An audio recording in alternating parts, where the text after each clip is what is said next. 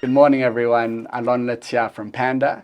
We're here at Pressure Point, where I've got a guest, Sungeetha Sewpersad, who's got an illustrious career across multiple firms in professional and financial services. And we're here to speak about her special spark that I think she brings to all the organizations that she works with. I'm really excited for this conversation. So, yeah, thanks so much for being with us. And good morning, and thank you for having me. It's such a pleasure for me to be here, and really more than a pleasure, a privilege to be afforded the opportunity to speak to all of your followers around a topic I'm very passionate about. So thank you for the invite. Awesome. Well, I think the privilege is ours. When we were chatting earlier, you mentioned a quote to me, and I loved it, and I think it sets a tone for what we're going to speak about today. So do you mind sharing that? Sure. It's one of my favorite quotes by Alvin Toffler, and if people don't know, Alvin Toffler was actually a futurist. He was born in 1916 or so, somewhere around there. Okay, wow. Funnily enough, I sort of looked at the word futurist and then when he was born. And the quote that resonates with me is that the illiterate of the 21st century are not going to be those who cannot read and write, but those that cannot learn, unlearn, and relearn. And that, if I look at my entire career and what I love doing, which is rather generalist by nature, learning is something that I'm extremely passionate about. Yeah, look, I love that. And I think in the world that we live in today, that rings truer than ever. And I mean, what foresight for that to be said, all that time ago. In the early 1900s. Yeah, exactly. Yes. But yeah, maybe let's start with more from a personal perspective, and then we'll talk about how you bring that culture to the organizations that you work with, the people that you impact in your day-to-day. But, how do you apply that? Because I think if you're not applying that for yourself, you're not going to be able to drive that culture elsewhere. I often look at myself as somebody that has to lead by example. So if I look at my own career and my own studies, I'd like to take you a little bit on a journey in terms of where I've started to where I've got to, but not from a position perspective, but from a learning perspective, which is important. Yes. I started doing a social science degree, majoring in industrial psychology and law. Okay. I then went on to become a lawyer because, as I was stating earlier, every Indian family needs to have a doctor, lawyer, accountant, and engineer. And I did not love figures and maths, and so I opted to become a lawyer, but largely because I was exposed to legal series on TVs like Private Practice, LA Law, and then my best, which was Ally McBeal. I absolutely resonated with her. I think a lot because we had the same attitude, we had the same build, and we were just very direct and forthright, and I could see myself being Ally McBeal. I wanted to present my case to a jury, and I just could see myself doing a closing argument and walking away and sitting down. That was me. That's what I could see for myself. And that's how I thought my legal career was going to be in South Africa. My parents couldn't afford to send me to the US at the time, and they certainly were not in the movie of sending their eldest born daughter and only daughter to a foreign country which they had no control over at that point in time. So be that as it may, as I ventured deeper into my LLB and learning about the South African judiciary, I realized I'm not going to be Ally McBeal, and I'm not going to present to a jury. In fact, there is no jury. And I think that's when my dreams were somewhat thwarted around being a lawyer in South Africa. Be that as it may, I completed that degree because I also don't like to leave things unfinished, and progressed to move into HR. What I didn't tell you earlier in our conversation is that I actually studied an A+ qualification. Okay. So I'm a computer technician as well. Oh, wow. Okay. So in that crux, when we sort of came out 2002, 2003, when MCSE and A+ was key because, technology was going to take over the world, I convinced my parents that I needed to become a techie and that I was going to become a millionaire very quickly. Well, that didn't happen either, but I do have that qualification. But what resonated with me at the time was how interesting the human mind is, or the human brain is, to pivot and to burn new neural pathways, which is a tongue twister, if you wanted to. So, I mean, imagine going from reading law books upon law books and cases and writing exams and thesis, etc., to learning to deconstruct a computer, a desktop, and then build it again, but learning a whole lot of lingo. And those exams you needed to pass with an over 80% average because those were American exams. Okay. So I thought if a young 22-year-old Indian girl from the Plaas can do it, then we can do anything we set our minds to. So off I came to Johannesburg. I left the family behind after convincing them and getting a job at the Red Bank, which was really pivotal for my career. I did a short stint in a law firm, confirmed for me again that I'm not going to be Ally McBeal. But I also realized through that a degree is good enough just to get you into the door. So is a diploma, and actually so is a matric. Right? It can get you into a door, it can get you a foot into something, but it's never going to carry you through to retirement. Yeah. And more often than not, we are programmed to think that a qualification, when you get it in your 20s, is going to be the qualification that gets you to retirement. So when that penny dropped for me, I realized that I need to pivot what I'm doing all of the time. So I did a digital business qualification with MIT Sloan. I've done an executive program with London Business School. So it's always this quest to learn, unlearn, and relearn new skills. And that's how I lead by example. And that's why I'm so confident talking to people about making sure that your kit of parts in your career is relevant to where you are today and where you want to be in 5 years from now. Well, look, so much there, I think, that I just want to pick up on before we move on. I think, if I kind of look at computers, look at, Yes. Law, like what do they have in common? But if, like, hearing you speak, I think it comes to that first principles thinking, right? Breaking down a problem into its simplest parts. Yes. And then using that approach to solve whatever it is that you're dealing with. Because if you can't take it back to the parts of the computer that you explained, how are you going to put it all together? Exactly. So I really love that. And I think the next piece is that investment in yourself and prioritizing time to invest in yourself and develop yourself. So maybe before we pivot to the organization, clearly you've spent a lot of time thinking about your own career. Correct. How do you think about your own career? How do you think others should think about their own career from a development perspective? How do you make time for all this learning, which clearly you prioritize despite your multiple kind of responsibilities outside of that? Just to note, in between all of the learning and all of the jobs that I've had, I've also had 3 kids, my eldest being 15. So interesting, I also have to upskill myself about raising a teenager in today's day and age, because a teenager today is not the teenager I was in, a few years ago. Actually, it's a long time ago, but, it's very different. So you're not only upskilling on technical competence, you also have to upskill on the soft competencies, often which is lacking in many organizations today. I was addressing our winter school grads a few weeks ago that had joined us for a week or so, and I made sure as part of their upskilling that we introduce them to soft skills, things like conflict resolution, negotiation skills, presentation skills, how do you speak, how do you sit. Those are life skills that we've actually forgotten to teach people. And more often than not, we think they are raised with those skills. And that's not the case, because our cultures and our backgrounds are completely different. But back to your question, because I digress. How do I keep myself relevant? I read a lot. And for me, it's not all about what I can get in a textbook. It's what I can get online, what I can get on YouTube, what I can get from you, sitting with you today. And you've taught me so much. For me, life is all about on-the-job experiences and learning, and we must never, ever take away from that, because the importance of transferring skills from one person to the next, unfortunately, doesn't happen via a textbook. The textbook gives you a theory, and more often than not, that theory is outdated if it is not updated regularly. So for me, multiple platforms. I use books, I use online, but most of all, I also use and leverage of people that I know in my network, and I seek new experiences, not just locally, but globally as well. And the contacts that you make are so important, because even 5 or 6 years from now, you can call somebody and say, hey, I know you were doing that. Where are you at? Can you share some knowledge? Because this is where I find myself, and I would like to leverage off that. So it's important that we make sure that we have multiple databases that we can tap into.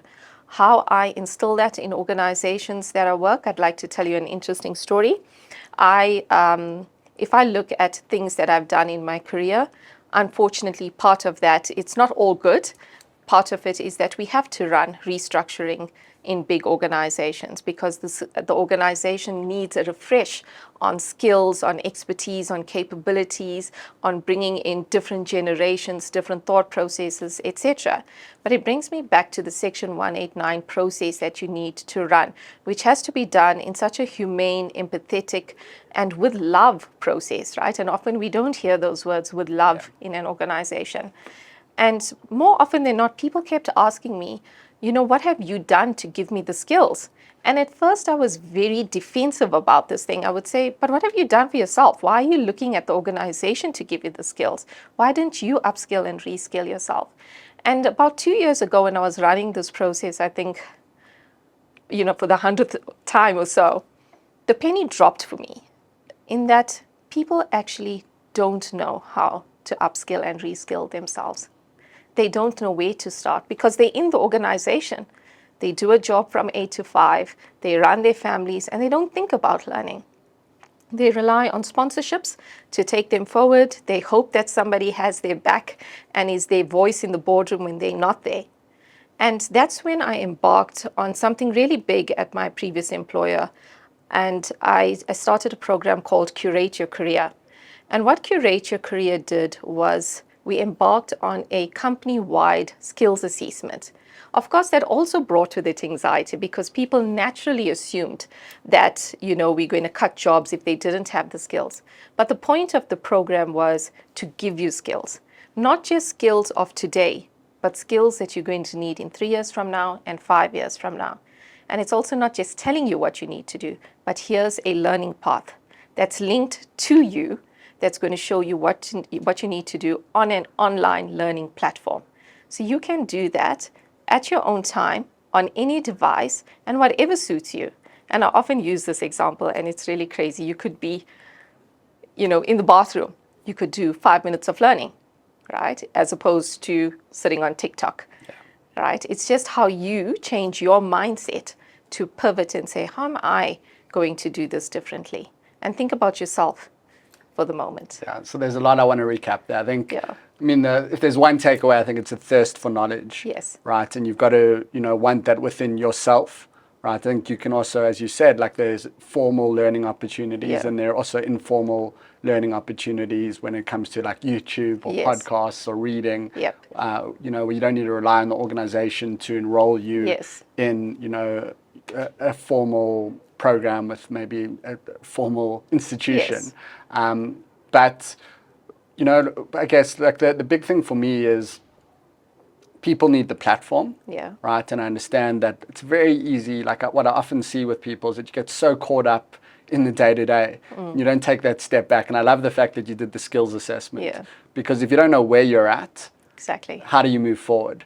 So Absolutely. I think if there's a takeaway from what you did at your previous organization was to take that pause and kind of take stock of where you're at. Because if you don't know where the gaps are, how are you going to fill them? Correct. So, how do people even do that? How do they take that step back? How do they assess where the gaps are? Because I think part of the problem is people don't know what skills they need. Absolutely. So number one is always a reliance on leadership.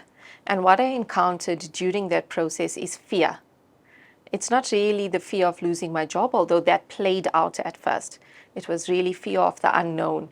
As a leader, I will be exposed because my own skills are not up to where it should be. And particularly if you look at technology skills, right? The way the world of technology evolves, if you're not writing an exam every 6 to 12 months, your skills are actually obsolete if you haven't tested it.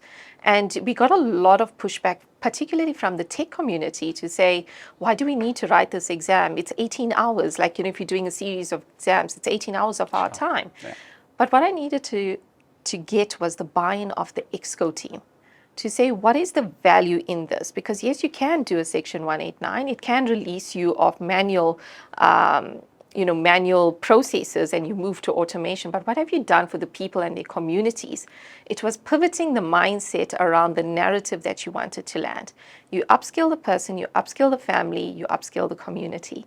And that's important because if you take away income from a person, the family fails, but so does the community. And when you start to land the heartlines with individuals, their whole mindset starts to shift. So once you get the buy-in of the exco and they buy in, you can get anything done. The leadership then buys in, the people then buy in. Did we still get resistance in the end? Yeah, absolutely, because some people felt they were beyond learning, they were about to retire. That's when you do need to make some concessions and say, okay, how do we prepare you for a life after retirement? What are the side hustle gigs that you can do? And what insurance did really well, they've embarked on how do we upskill females to do panel beating and spray painting of motor vehicles in rural areas, for example. Oh, wow. You create opportunities like that to say, okay, if a female can do it, then she then provides for the family and the community. So that's important.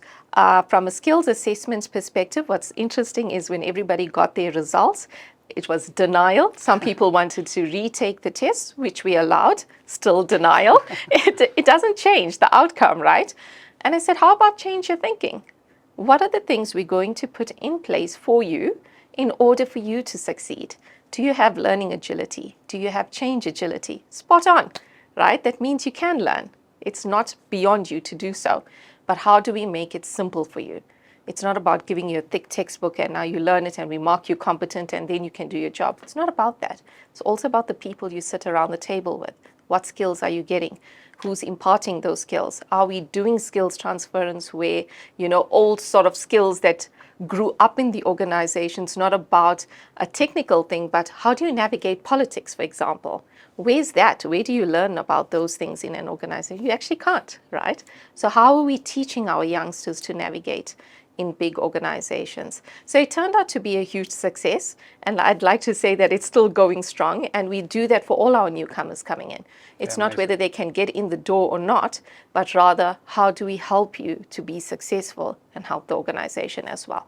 Yeah, I mean, it's amazing. I think if we have to give listeners the opportunity to think about their own skills and maybe think about their own skill assessment, what are without going to specifics around the skill is navigating workplace politics, which is a big one. Yeah. But how do they think about, okay, well, what are the things that I need to test myself on to future-proof myself, right? Or to, kind of start developing the gaps that I may not know if exist, because if you don't know what you don't know. So if you don't know what you're looking for from a gap perspective, how are you going to fill that gap?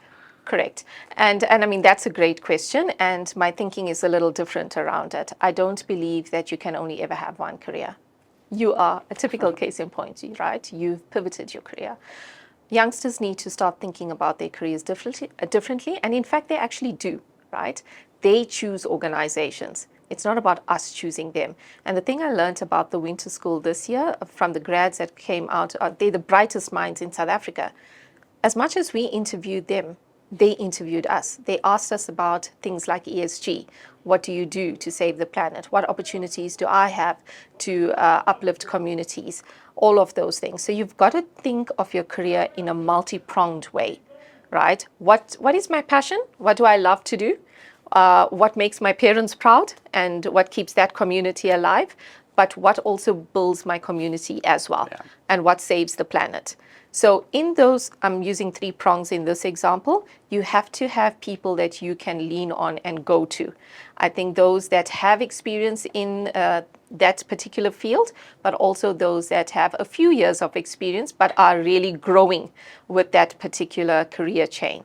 You have to tap into your sponsors as well. And that often is not somebody that you formally contract with. It's a sponsor that you may have met somewhere through a friend of a friend. And you go, how do I build those relationships? I think what's lacking in our newer generations is this lack of relationship building, simply because everything is online. I've heard, people now start dating online, but they also break up online. So we're losing these interpersonal skills. At the end of the day, we are human beings. We're not human bots, as I was saying earlier. And we hunt in packs, we work in teams, we collaborate with each other, and we must not lose the art of relationship building in order to navigate the multi-pronged careers that we're going to have going forward. Yeah.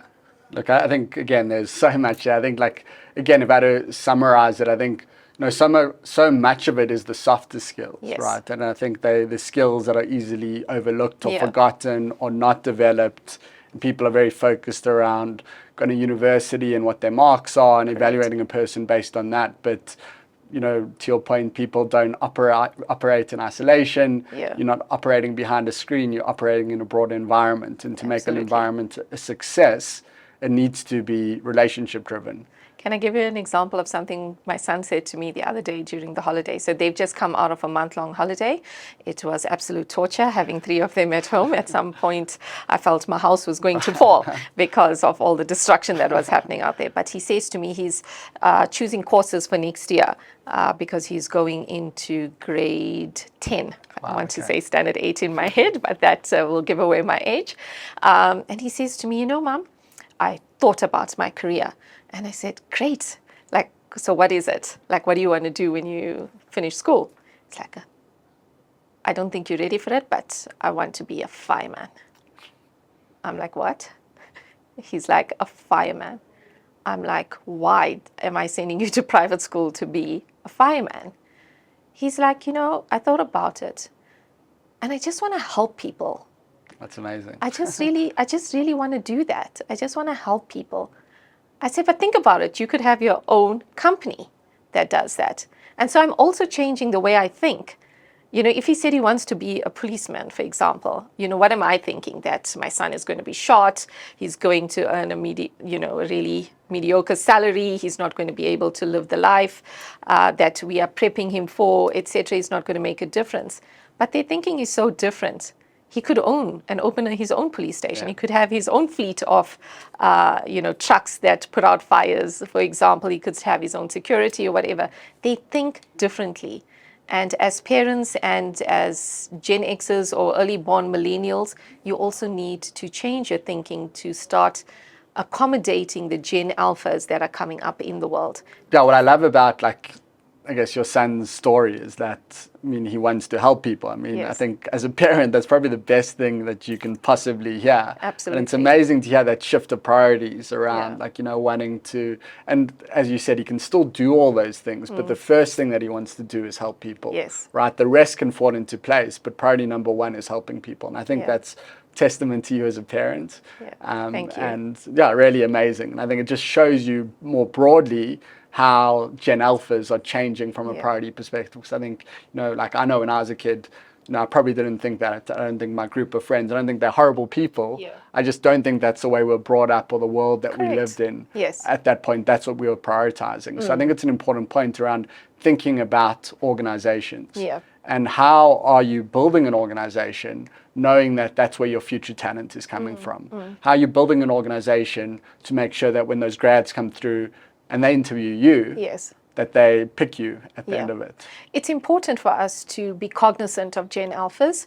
We are not having conversations around them at the moment, unfortunately. We are trying to solve still for millennials and the Zoomers that are coming in.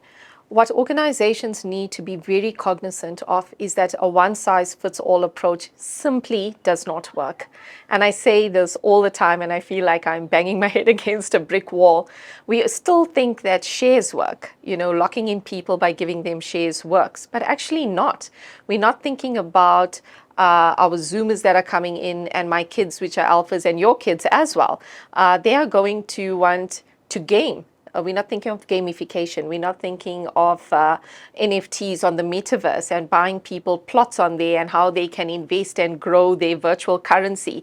We simply don't have, I want to say, the brain power, simply because we're so saturated and steeped in the way we think and the way we do things. And what's important for me from an HR practitioner perspective, and all HR practitioners, is to start bringing in that thinking and shape-shifting and making sure that you have unique solutions for the multi-generations that work in your organization. Yes, is it a lot of work? Absolutely. I mean, typically because you have your older Gen Xers leading organizations now, they don't want to be thinking about alphas because they would have retired by the time the alpha comes in. But if I look at where I am at in my career, I have to be thinking about my alpha, because my alpha is going to be in the organization at least 6 years from now, and I'm still going to be gainfully employed, I think, and I'd like to think that I would be. But I need to create environments for our kids where they are not compelled, compelled's the wrong word, but where they are drawn to an organization so we keep the brands alive in South Africa. And at the same time, yes, they will come up with their entrepreneurial, young thinking, fintechs, tech companies, etc. And everything is done virtually. But these buildings that we have all over the world are really pays homage to the type of brands we've built for communities. And that leads me on to the next part of what I want to say. It's not all about solving for your little circle or your group. It's all about solving for the community and what impact we can have on them. And just to give you an example of something that we had done that was born out of Curate Your Career, and what many people don't do again and don't do it wisely is because it is a lot of work to work with the SETAs and government institutions and stuff like that. But if we actually get that right, we can tap into so much of funding to uplift learning in communities. And learning doesn't have to be particularly in the sector that you work in. The investment is there. The government is asking corporates to say, we have sums of money that we'd like to give you, but you need to help people outside of your organization, right? And if you do that, we'll give you money to help the people inside the organization.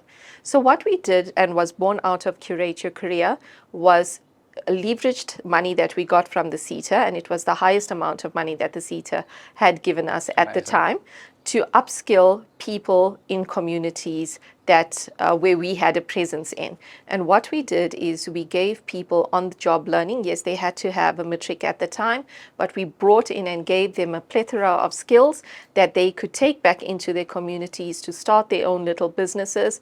But it's also not lost on me. You can't just start a business. It's hard because you have to raise capital, you've got to have employees, you've got to make sure that you have the funds going to keep this going. So for me, that was sort of an ambition and a personal pledge to myself to say, how do we keep these things going in communities? Because it's not all about getting jobs in corporates. It's how do we help people help themselves? Because if they do that, it just creates more jobs in communities. Yeah. So again, I think the summaries for me, like first of all, from an organization perspective, I think you got to learn and unlearn, right? I think it's not a one size fits all. It's personalized depending on who your audience is. And I think, business today needs to realize that the audience is not all the same. They don't want the same things. They don't, they're not incentivized by the same things, and adapting your environment to account for that. If you try a one size fits all approach, it's just not going to work. And the community work and, I think the partnership with government, that's critical for South Africa. I think, we need public-private partnership. We need to be thinking beyond our organizations. We need to be thinking about the communities that we operate in to drive that impact. So it's amazing that that program was so broad. And what it's done, it's just grown and grown. And what's nice is I've been seeing all the graduations on LinkedIn. And if you think of a legacy or stewardship that every human should have, I would say that was my legacy, leaving it better than I found it. And that's what makes me happy. I think, what more can you ask for? I think I once heard this professor, and I think that's exactly what they said. They said that the sign of a good leader is, the trajectory that you leave your organization with. Do you leave that organization and the trajectory is positive, or do you leave that organization and it just all falls apart because there was no infrastructure around you? And it's clear that the former was your case. I think in closing, there's been so much, but I think, you shared a story with me, and it's a simple story, but I think it summarizes two things. It summarizes the power of relationships and your point around learning from others and, networking and the benefits of that. Do you mind sharing that anecdotal story in class? And I love saying this story because it's the relationship that I was speaking to you about actually stemmed from a learning discussion that I had with the individual in my 20s when I had joined the Red Bank at the time. And we worked together for a couple of years after that, but I was fairly junior. She was a fairly senior talent practitioner, but we built a good relationship. And for me, I'm the type of person, I'm very extroverted and I can resonate very easily with people. So people give me the energy. And during COVID, it was very hard for me, in fact, to be at home every single day and sort of be homebound. And obviously, when it was time to get out into the world again, I was the person that was every day in the office talking to the walls, learning about culture from the walls. But what was interesting is, at the point, I'm not a type of person that builds a relationship to get something out of it.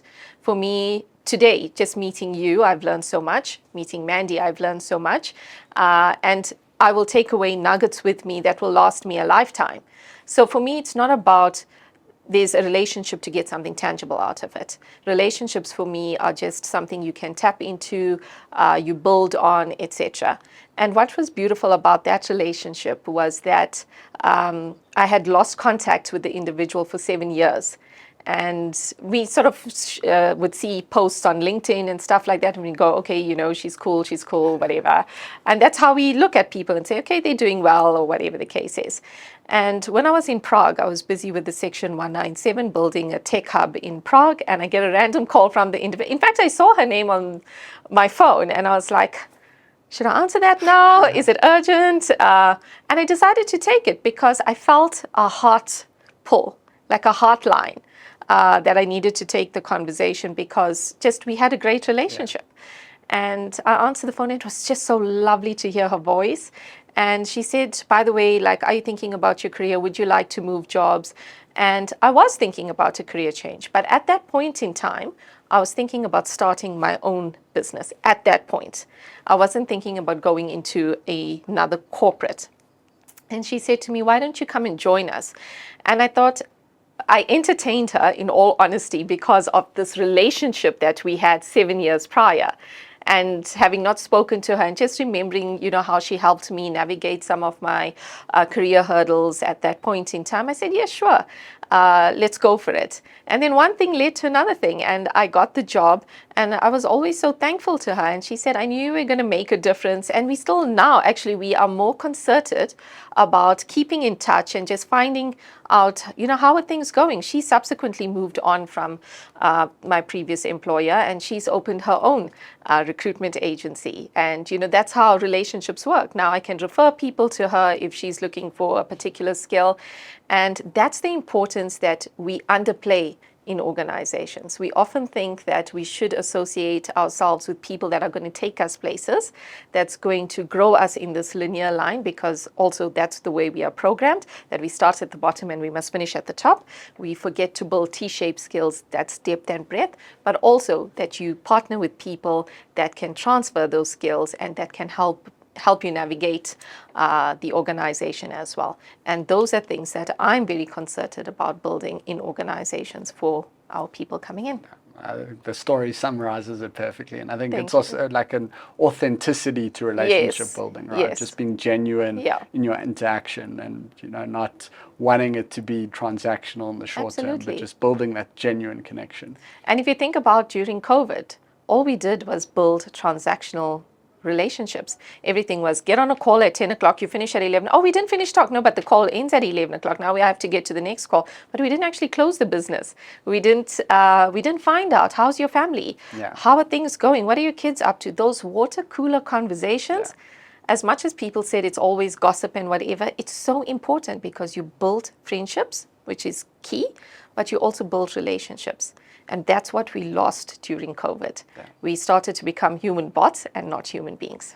We'll have it. I think the perfect way to end off. So thanks so much for joining us, Sungeetha. Yeah. Thanks so much to our listeners for joining us today. That was a great conversation. I think we covered so much, everything from learning, unlearning, challenging yourself, investing in yourself, and holding your organization accountable to create that learning environment.